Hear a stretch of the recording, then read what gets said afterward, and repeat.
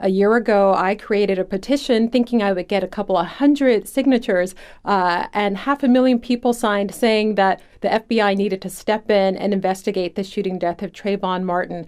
So, Angela, what's next? What are you looking at? What are the strategies that you have for some of your upcoming campaign work that you'd like to share?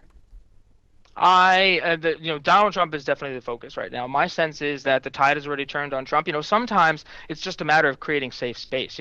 I notice now there's a lot more people who ordinarily never engage in these kinds of battles speaking up about Donald Trump. Celebrities, influencers, major media figures, corporate actors, all of a sudden they have a bone to pick with Donald Trump. And I think that's because in part some of the space has been cleared. Now they're not the first one out there.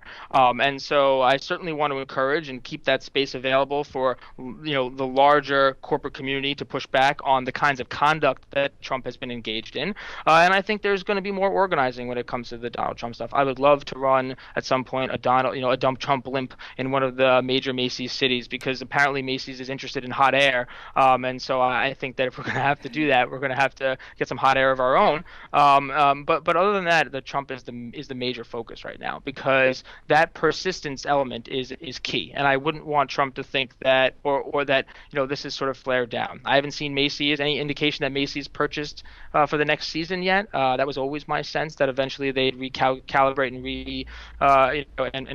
and figure things out. At the very least, the effort has been successful because they had significant plans to expand and develop the Trump brand, and that certainly hasn't happened in the last few months, and they were planning on doing that. So to a large part, I think we've already won, and now it's just a matter of getting that final cutoff. And until then, that's my laser focus. Well, you heard it here. Help Angelo get his hot air. I see a blimp on the horizon. Angelo, thank you so much for the great organizing work that you're doing, and thanks for joining me here today. Thank you very much.